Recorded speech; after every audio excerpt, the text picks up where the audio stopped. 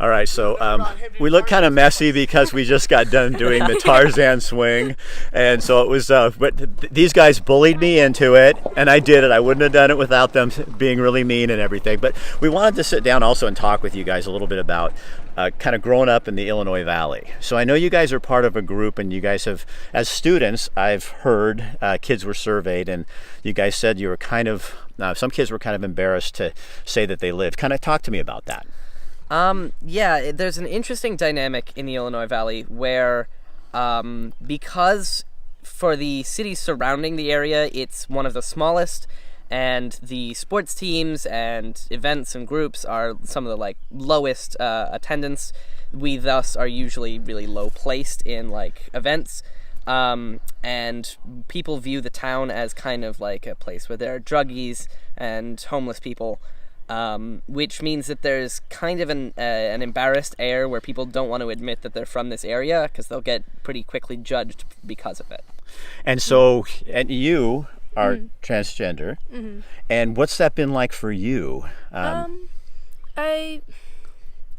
feel like so I don't go to the public school, and so on that front I haven't really dealt with anything from there. I know I have some friends who are transgender who go to the middle school and stuff who deal with a lot of not good stuff because of it. But River Stars, the theater and dance group we're part of, is it's just awesome. It's so supportive and great. But how does that help? How does that help you guys?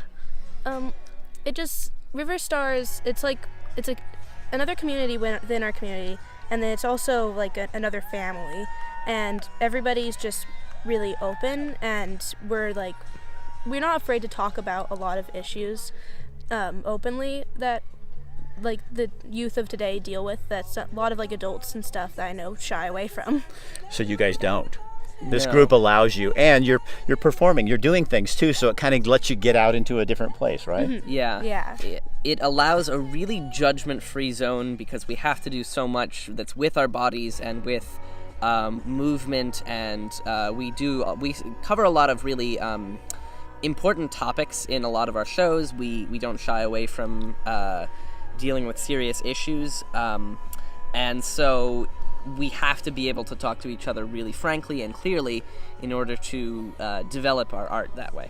So what would you like people... You guys came up with some things you could do, though. Didn't you come up with some solutions to, some positive things you could have a better outlook in the community? We've worked on a lot of our shows. We try, and a number of them are related to the area.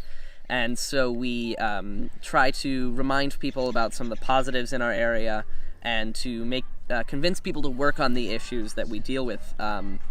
And I've heard your parents and adults in the community are kind of stunned because they didn't really know that you guys dealt with these things. But these performances kind of bring out some things that they really need to understand. Yeah. There's some stuff where people are dealing with bullying and depression and issues that their parents aren't really as aware of because people aren't comfortable to talk about it. That we can deal with in this situation and bring to the public more comfortably. So what do you guys love about living here as kids? I mean, because a lot of people would go, oh my gosh, they don't have a mall, they don't have this, they don't have that. What do you love about being here? I think it's a really beautiful place to live, and there's an amazing community that I traveled around a lot growing up. I've only been here for about 2 years, but it's just...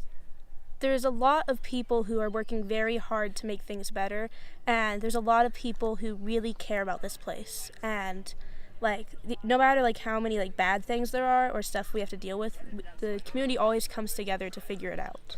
Yeah. This area, not only its incredible community and the artistry and some of the incredible people who are in the area, but also just the area's natural beauty. It's an incredible place with all sorts of natural resources. We have the Oregon Caves, we have the tree houses, we have the redwoods, a relatively short drive away. Got a couple rivers. Yeah, we've got beautiful rivers, natural and scenic rivers. We have some just incredible things in the area. So would you guys want to live in a big city? I've lived in big cities before, and it's just too much a lot of the time. And so places like this, it's really nice because you can go into town and socialize and stuff, and there's tons of events and stuff you can do, but it doesn't feel like there's this constant, like, you always have to be doing something. Like, you can just go out and just sit in nature, and it's really nice. I heard somebody define it as you guys live in simplicity.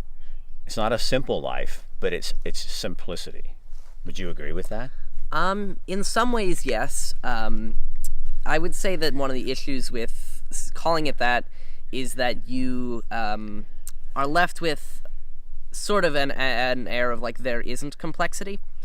I mean, which I get that you're saying. No, I love what you're doing. You should challenge me. If I'm saying it wrong, you should challenge me. Yeah, it's just that because you guys struggle with the same thing every other teenager struggles with, and you know what you're dealing with, and getting other people to accept and understand and just walk with you. It's not easy in rural Oregon. It's not easy in urban Oregon. Yeah. That's just life. But you do have a place here where you can take a deep breath. Yeah. Yeah. There's an amazing aspect where you can just go out into a hike in the woods, in a place that people haven't been in years, find like literal ruins of where things were. Like my back field has an old foundation from some farmhouse, but at the same time have access to the world at large, and still be dealing with some of the same issues that everyone else is. I'm sorry, but you're interested in me too much, so I'm going to ask you one more question. So why does finding that piece of history mean so much to you? What is that? Is that where you're grounded? Is that like a foundation? What is that? But you belong? What does that do? It's really an incredible feeling, finding this thing that it's this piece of civilization that is gone, and that unless you literally stumble across it, it's hidden by the grass. You can't find it unless you're looking carefully. And it's just this incredible feeling of the power of nature, where it's all around us and it's something we're comfortable with, but without constant care, it just takes over, and it's really an incredible feeling to be surrounded by that.